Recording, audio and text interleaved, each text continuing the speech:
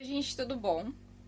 Eu sou psicanalista e estudante de psicanálise e hoje nós vamos falar sobre mais um texto de Freud. Vou trazer então nesse vídeo a leitura de mais um texto aí para o nosso clube das quartas-feiras e de que maneira que eu interpretei e que compreendi esse texto. Então é isso, gente, vamos estudar juntos aí mais um texto do Freud. O texto que eu peguei se chama Algumas Observações sobre o conceito de inconsciente na psicanálise de 1912. Esse texto está no livro, um livro da capa azul, o volume 10 das obras completas de Freud, que se chama Observações Psicanalíticas sobre um caso de paranoia relatado em autobiografia. Então esse texto está nesse livro aí. Freud inicia então a exposição do trabalho explicando sobre esse termo atribuído dentro da psicanálise, né? Inconsciente não é um termo que o Freud inventou, era um termo que já existia, a filosofia mesmo usava-se muito dele, e aí ele está trazendo aqui na exposição do trabalho que inicialmente ele quer esse sentido de que do inconsciente dentro da psicanálise. E aí ele começa explicando sobre uma ideia e que de repente essa ideia que está na cabeça não está mais. Então, uma ideia ou qualquer outro elemento psíquico pode estar agora presente na minha consciência e desaparecer no momento seguinte. Pode novamente retornar após um intervalo de tempo. E isso, como dizemos, a partir da lembrança não em consequência de uma nova percepção sensorial. Para levar em conta esse fato, vimos-nos obrigados a supor que a ideia estava presente em nosso espírito também durante o intervalo, ainda que permanecesse latente na consciência. Sob que forma pode haver existido enquanto presente na vida psíquica e latente na consciência, acerca disso não temos como fazer conjecturas. Então ele traz que o fato de uma ideia estar presente e de repente desaparecer é porque essa ideia já pré-existia na nossa cabeça e ela surgiu e de repente ela desaparece. Nesse ponto devemos estar preparados para a objeção filosófica de que a ideia latente não existiu como objeto da psicologia, mas como disposição física para a recorrência do mesmo fenômeno psíquico, ou seja, a mencionada ideia.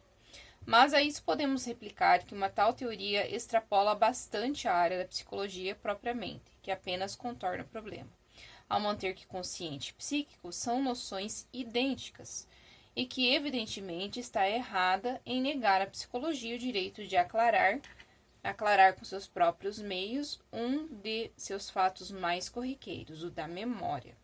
Vamos então chamar de consciente a ideia que se acha presente em nossa consciência e da qual nos apercebemos e admitir apenas esse sentido para o termo consciente. Já as ideias latentes, se tivermos motivos para supor que existem na psique, como no caso da memória, serão designados com o termo inconsciente. Então aqui ele começa a trazer essa divisão do consciente e do inconsciente. Aquilo que lembra, aquilo que está ali facinho na cabeça é o consciente. Aquilo que está latente, que às vezes vem na forma de uma ideia e some, é o inconsciente. Seria nesse sentido. Uma ideia inconsciente, então, é uma ideia que não notamos, mas cuja existência estamos dispostos a aceitar, com base em outros indícios e provas.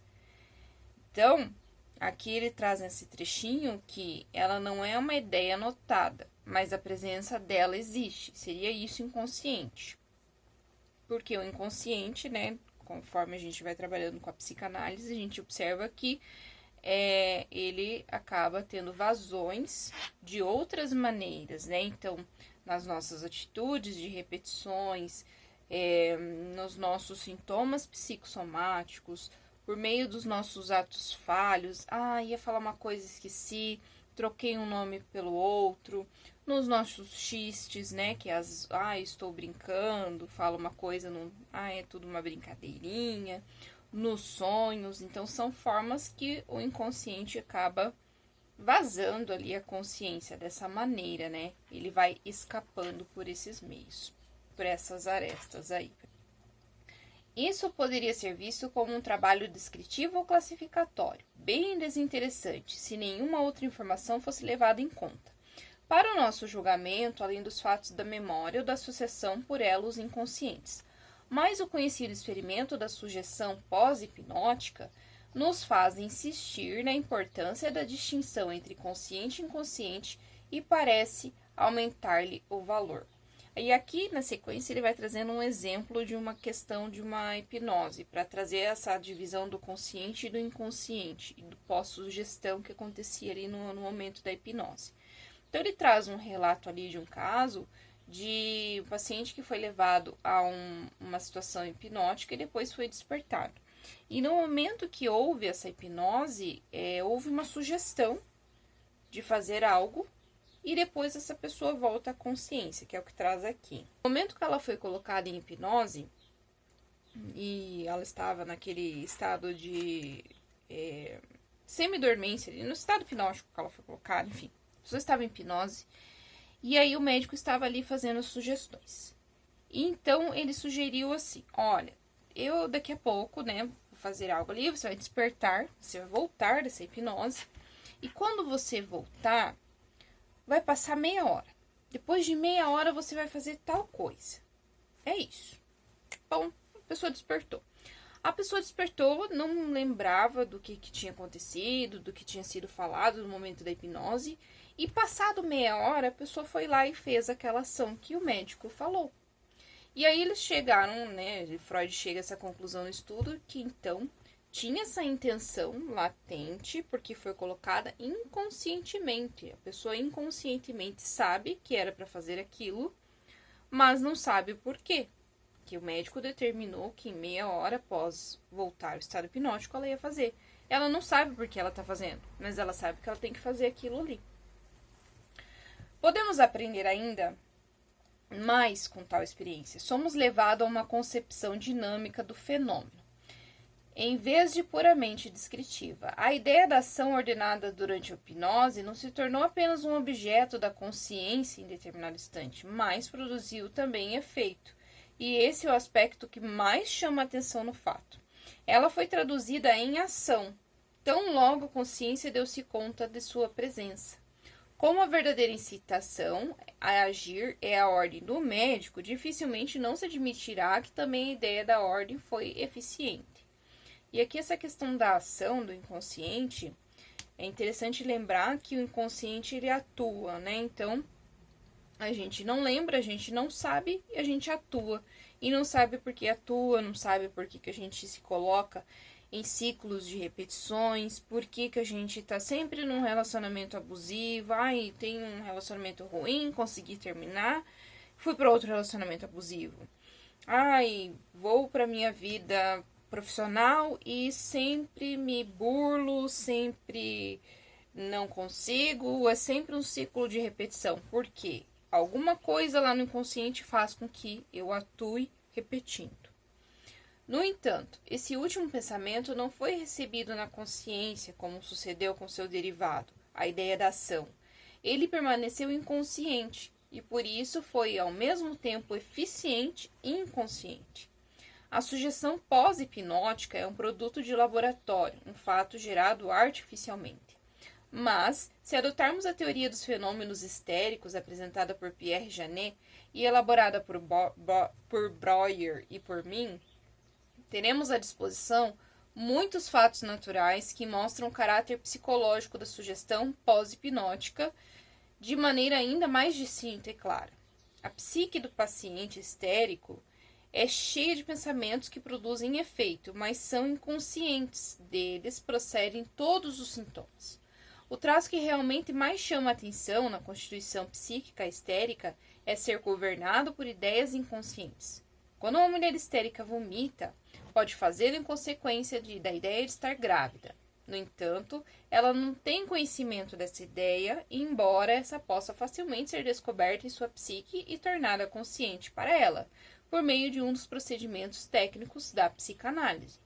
Quando faz os gestos e movimentos convulsivos que compõem seu ataque, não chega a imaginar conscientemente as ações por ela intentadas e as observa talvez com sentimentos de um espectador não envolvido. Entretanto, a análise consegue mostrar que ela desempenhava seu papel na reprodução dramática de uma cena de sua vida, cuja recordação durante o ataque era inconscientemente eficaz. O mesmo predomínio de ideias inconscientes eficientes é desvendado, na análise, como essencial na psicologia de todas as demais formas de neurose. Achei interessante nesse ponto, quanto tem a nossa atuação consciente sem darmos conta daquilo que fazemos, né? Então, que aqui, ó, não chega a imaginar conscientemente suas ações, mas ela faz parte, você tá agindo, é inconsciente, mas você também conscientemente está fazendo parte de tudo aquilo. Com a análise dos fenômenos neuróticos, aprendemos, portanto, que um pensamento latente ou inconsciente não é fraco necessariamente, e que a sua presença na psique permite provas indiretas da maior força, quase equivalentes à prova direta fornecida pela consciência. Sentimos-nos justificados em fazer nossa classificação harmonizar-se com esse acréscimo em nossos conhecimentos, introduzindo uma distinção fundamental entre diferentes tipos de pensamentos latentes e inconscientes. Estávamos habituados a pensar que todo pensamento latente era assim devido à sua fraqueza, e que se tornava consciente ao obter força. Agora adquirimos a convicção de que há determinados pensamentos latentes que não penetram na consciência, por mais fortes que sejam. Por isso, chamaremos os pensamentos latentes do primeiro grupo de pré-conscientes, enquanto observamos o termo inconsciente no sentido próprio para o segundo grupo que estudamos nas neuroses. Então, aqui Freud começa a dividir, então, inconsciente, pré-consciente e inconsciente. Aqui ele coloca que o pensamento latente, ele era assim latente devido à sua fraqueza e que ele obtinha força ao se tornar consciente. Se tornava consciente ao obter força. Mas aí ele teve o entendimento de que não. De que há pensamentos que não penetram na consciência por mais que eles sejam fortes. E aí ele é colocado num lugar chamado pré-consciente. O termo inconsciente, que até aqui utilizamos apenas em sentido descritivo, recebe agora um sentido mais amplo. Não designa somente pensamentos latentes em geral, mas aqueles em especial que têm certo caráter dinâmico, ou seja, os que conservam longe da consciência, apesar da sua intensidade e eficácia. Então, os pensamentos que são muito fortes, que são intensos, são eficazes em ações, que resultam em ações, eles estão bem longe da consciência e eles estão no lugar lá, na instância do inconsciente. Antes de prosseguir minha discussão, desejo considerar duas objeções que provavelmente serão levantadas neste ponto. A primeira pode-se formular da seguinte maneira: em vez de adotarmos a hipótese de pensamentos inconscientes, dos quais nada sabemos, seria melhor supor que a consciência pode ser dividida, de modo que alguns pensamentos ou outros eventos psíquicos podem formar uma consciência à parte, que se desprendeu da massa principal da atividade psíquica consciente e tornou-se alheia a ela. Conhecidos casos patológicos como o do Dr. Azan parecem bem adequados para demonstrar que a divisão da consciência não é uma ilusão fantástica. Freud traz na sequência aqui desse estudo, então, além dessas divisões de inconsciente, pré-consciente e consciente, de que, de repente, a consciência seria dividida em duas partes. Uma dessas partes se desprendeu dessa parte principal da consciência, se tornou alheia a ela. Lembrando que não há um lugar físico, né, elencado de, o consciente está no córtex, não sei o quê. O inconsciente não tem um lugar físico para essas instâncias que o Freud traz. Permita-me observar contra essa teoria que ela apenas se aproveita de um abuso da palavra consciente. Não temos o direito de ampliar o sentido dessa palavra de forma tal que venha designar também uma consciência de que o próprio dono nada sabe. Se os filósofos têm dificuldade em crer na existência de um pensamento inconsciente, parece-me ainda mais discutível a existência de uma consciência inconsciente. Os casos descritos como sendo divisão da consciência, tal como o Dr. Azan, podem ser mais bem designados como um movimento da consciência, em que esta função, ou o que quer que seja, oscila entre dois diferentes complexos psíquicos, que alternadamente tornam-se conscientes e inconscientes. A outra objeção provável seria que aplicamos à psicologia de pessoas normais conclusões retiradas principalmente do exame de estados patológicos. A ela podemos responder com o fato de que temos conhecimento mediante psicanálise.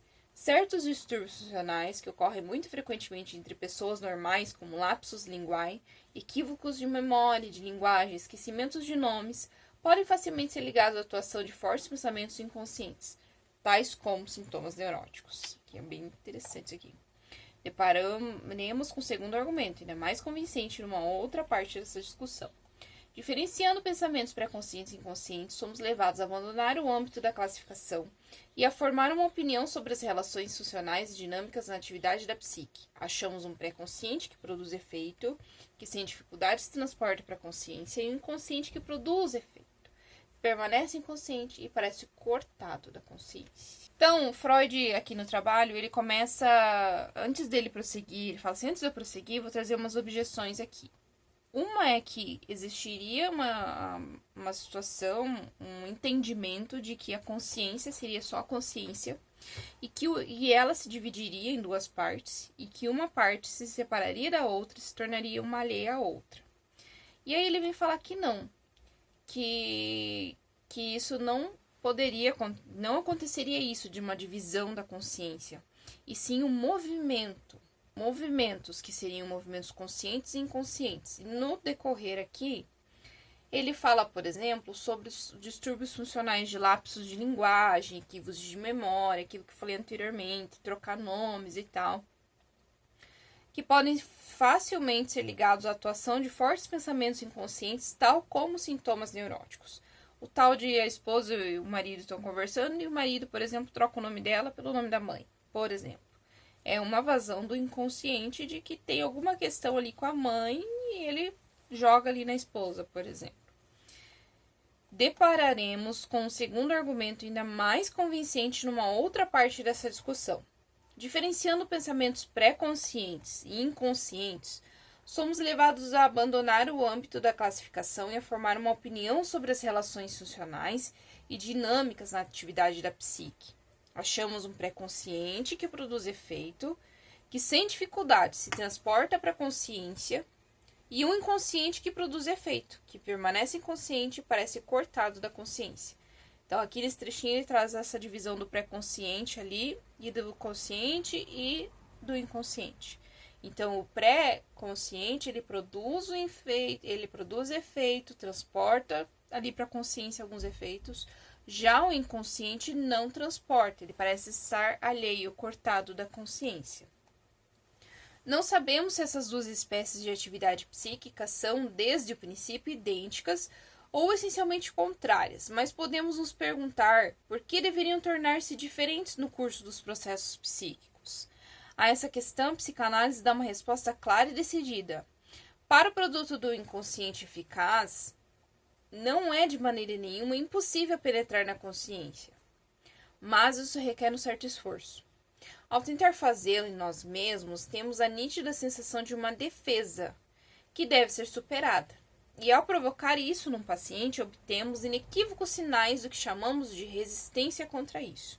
Desse modo, vemos que o pensamento inconsciente é excluído da consciência por forças vivas que se opõem à sua acolhida, enquanto nada obstam a outros pensamentos pré-conscientes. Então, ele explica aqui sobre a questão da resistência que há em conteúdos inconscientes virem à consciência, virem à luz da consciência, porque há uma barreira, uma defesa da nossa consciência de que não, isso aqui não dá para passar. Diferente dos conteúdos do pré-consciente que passam, que tem vazão. Então, eu tenho lá no meu inconsciente questões que seriam imorais. Então, eu tenho defesas, resistências de que não, eu não posso pensar sobre determinadas coisas que estão querendo vir. Então, elas não vêm para cá. Eu as reprimo, eu as repulso, né? Eu recalco tudo aquilo para o inconsciente. Deixa isso guardado, nem traz para cá. Nem traz, que nem cabe aqui. Mais ou menos nesse sentido. A psicanálise não deixa espaço para duvidar que a rejeição de pensamentos inconscientes é provocada apenas pelas tendências corporificadas no seu conteúdo. A teoria mais provável que podemos formar nesse estágio de nosso saber é a que segue. O inconsciente é uma fase regular e inevitável dos processos que fundamentam nossa atividade psíquica. Todo ato psíquico começa inconsciente e pode permanecer assim, ou desenvolver-se rumo à consciência, segundo encontre resistência ou não. A distinção entre atividade pré-consciente e inconsciente não é primária, mas produz-se apenas depois que a defesa entra em jogo.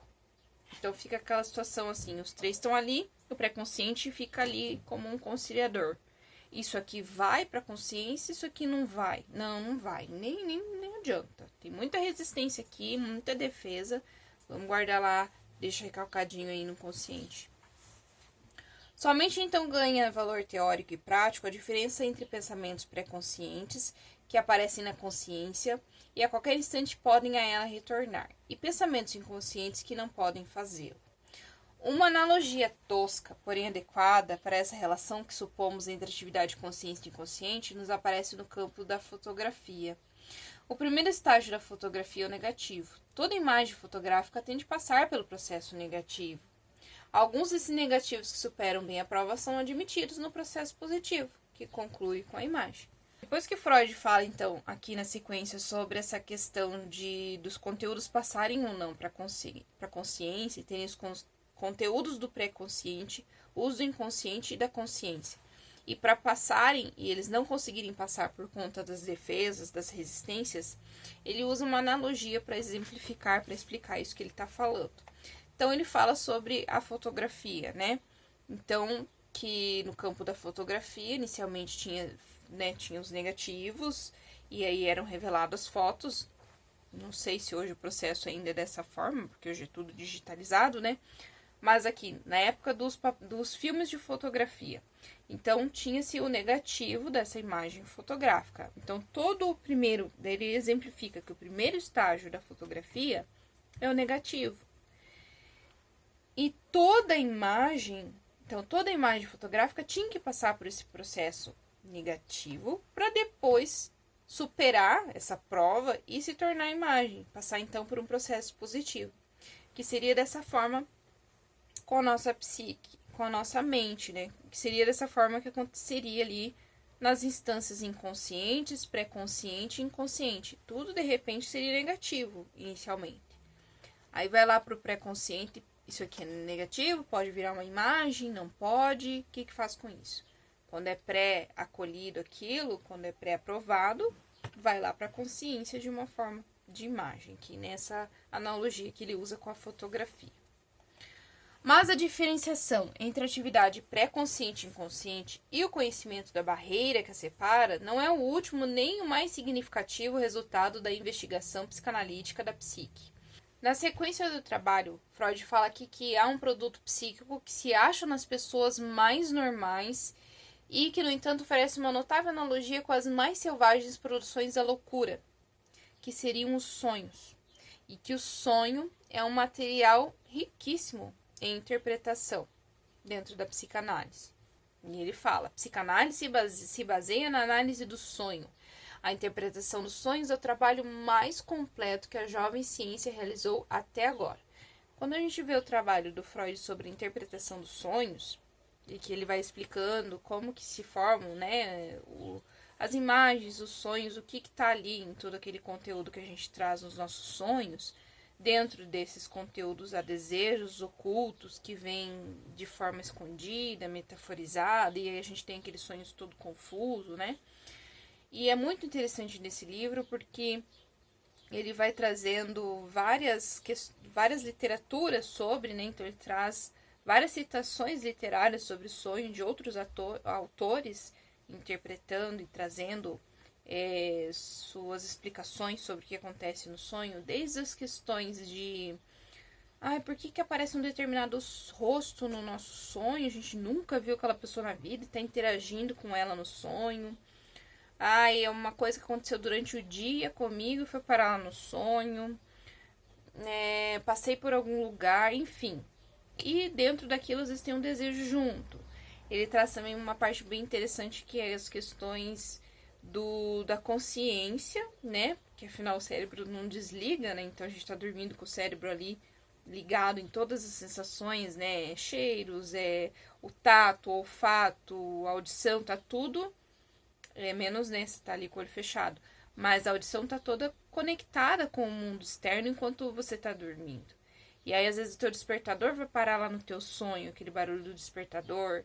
Você tá com a perna fora da coberta, tá frio, aquilo vira uma parte do teu sonho.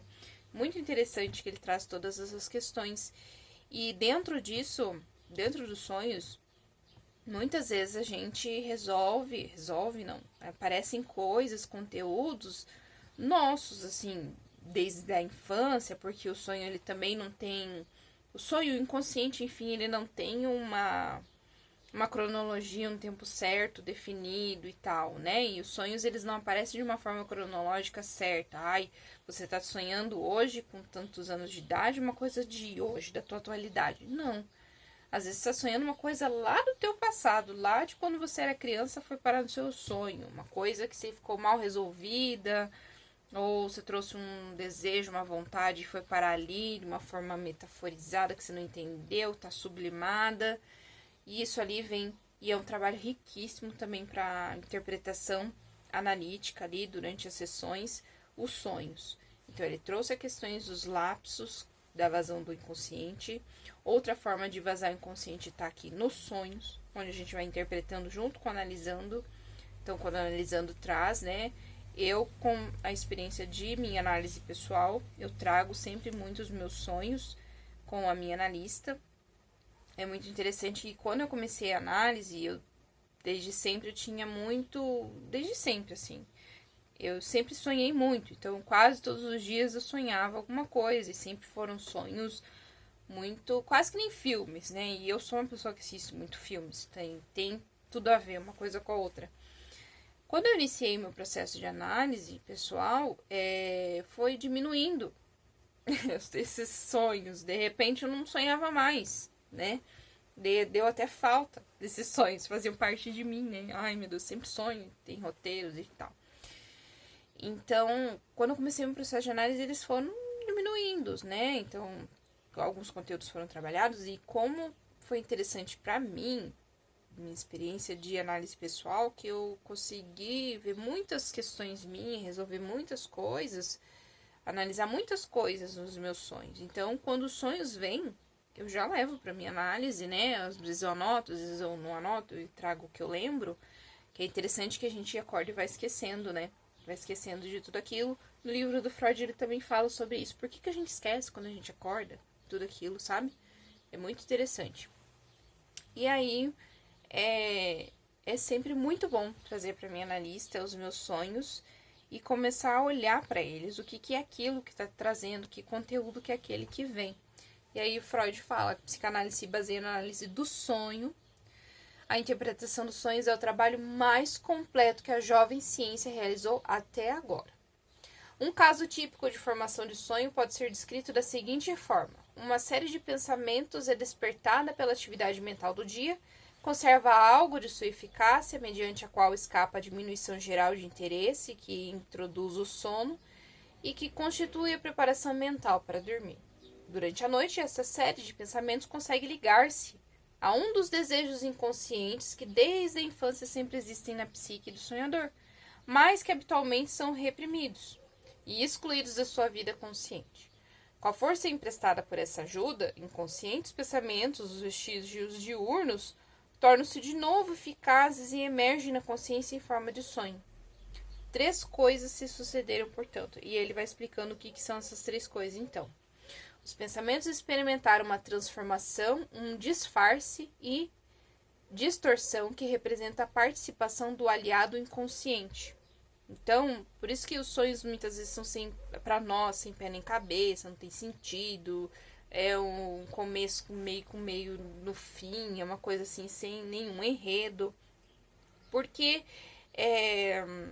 muitas vezes a gente tem uns desejos e umas pulsões no nosso inconsciente que querem vazar para a consciência, e aí um dos caminhos é o sonho, mas ele vem de uma forma escondida para que a gente aguente, porque às vezes a gente não vai aguentar confrontar aquilo como aquilo realmente é. Então ele vem assim meio disfarçadinho, mas o que é aquilo? E aí você às vezes não sabe o que é aquilo. porque são as nossas formações de compromisso, que é chamado na psicanálise, né? Vai vir, mas vai vir assim, senão a consciência não aguenta se vir da forma que tem que vir. O segundo ponto que ele fala: os pensamentos conseguiram ocupar a consciência no momento em que ela não devia lhe ser acessível. Então, no momento que você está relaxado, no momento que você está ali no seu sono, na sua tranquilidade, vem, né? Esses pensamentos ocupam, então, porque você está relaxado, você está tranquilo, de certa forma, as resistências estão mais baixas. E aí a gente também tem essa questão de usar o divã no set analítico, porque é um momento que seu corpo relaxa, né? Suas defesas acabam relaxando um pouco, e quando você está nesse período do sono também, tua resistência não está em alta, né? Como se tirassem os guarda-costas ali e você pudesse invadir aquele lugar. E o terceiro ponto que ele traz é: um pedaço do inconsciente emergiu na consciência, o que normalmente não seria possível. Através do sonho ele vem. Aprendemos a arte de descobrir os restos diurnos e os pensamentos oníricos latentes, comparando-os ao conteúdo manifesto do sonho. Somos capazes de formar um juízo sobre as mudanças que perfizeram e sobre a maneira como estas se realizaram. Então, dentro dos nossos sonhos, tudo embaralhado, vai parar alguma coisa que aconteceu durante o dia. Às vezes você estava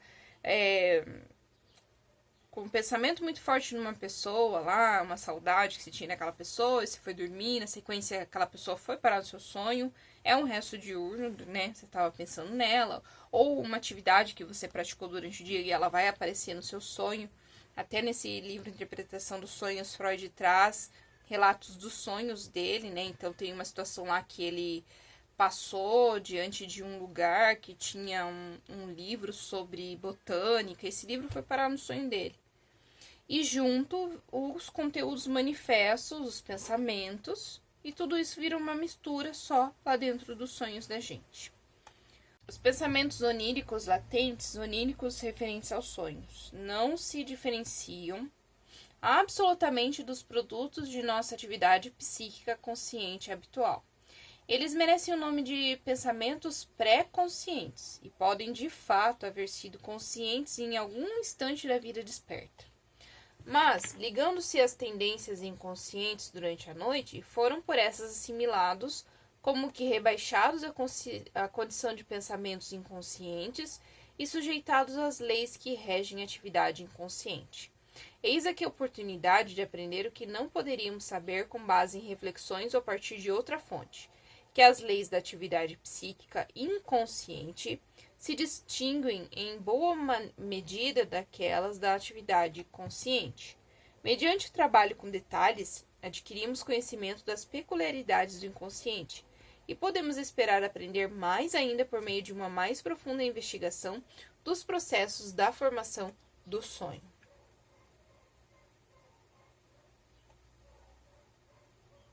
Então, esses pensamentos oníricos, pensamentos do sonho ali latente, muitas vezes eles não se diferenciam dos pensamentos habituais ali e são categorizados como inconsciente, rebaixados. É como se a nossa cabeça fosse um grande sótão e a gente fosse acumulando coisas. Então, a gente passa por lugares durante o dia, a gente vê pessoas, escuta música, tem pensamentos, tem vontades, lembrou de um trauma, né? Tudo isso a gente vai acumulando. Cada pecinha dessa vai enfiando dentro desse sótão. Vai acumulando, vai acumulando, vai acumulando. E aí, são coisas que a gente não lembra mais. O que a gente colocou lá. É um monte de coisa que a gente passou, viveu e pensou e colocou lá dentro daquele sótão. E aí vem na forma dos pensamentos oníricos ali durante o sono. Durante os sonhos, eles aparecem. Mas às vezes eles podem, eles não se diferenciam, né, como ele fala aqui, dos produtos dessa atividade consciente habitual. Eles foram, às vezes, esquecidos, né, que nem quando você é um acumulador e você esquece que você já tem aquele produto. E você vai lá e compra outro igual. Tá acumulado lá dentro, você nem lembra mais. Então, ele tá latente, mas você escondeu lá no teu inconsciente porque aquilo passou e agora não cabe mais, não tem mais lugar para ele ali. Essa indagação mal chegou à sua metade, e não é possível expor os resultados até agora obtidos sem entrar nos problemas altamente intrincados da interpretação dos sonhos. Mas não gostaria de pôr termo a essa discussão sem apontar para a mudança e o progresso na compreensão do inconsciente que devemos ao estudo psicanalítico dos sonhos. O inconsciente nos parecia inicialmente tão só uma característica misteriosa de determinado processo psíquico. Agora significa mais para nós. É um indício de que este participa da natureza de certa categoria psíquica conhecida de nós por outros traços mais significativos e de que pertence a um sistema de atividade psíquica que merece a nossa plena atenção. O valor do inconsciente como índice ultrapassou em muito a sua importância como atributo. O sistema, que se dá a conhecer pela marca distintiva de serem inconscientes os processos que o compõem, é por nós chamado de o inconsciente, na falta de expressão melhor e menos ambígua. Proponho para sua designação as letras ICS, a abreviatura da palavra inconsciente. Esse é o terceiro e mais importante sentido que o termo inconsciente adquiriu na psicanálise. Então, o Freud fecha esse artigo falando que o inconsciente inicialmente parecia uma coisa assim, muito aquém de nós e muito misteriosa desse processo psíquico. E ele traz que não, que o inconsciente tem um significado muito grande, né? Ele é um indício de que participa da natureza de certa categoria psíquica conhecida por nós, por outros traços mais significativos e que pertence a um sistema de atividade psíquica que merece atenção, uma atenção plena. O valor do inconsciente como índice ultrapassou em muito a sua importância como atributo. O sistema que se dá a conhecer pela marca distintiva de serem inconscientes os processos que o compõem é por nós chamar de inconsciente na falta de expressão melhor e menos ambígua. Daí ele propõe a designação de ICS, a abreviatura do inconsciente, sendo este o termo o terceiro e mais importante sentido que o termo inconsciente adquiriu na psicanálise. E assim ele termina esse estudo. É isso então o vídeo de hoje, espero que vocês tenham gostado. É a forma que eu consegui interpretar esse estudo de Freud e nos vemos no próximo vídeo. Até mais!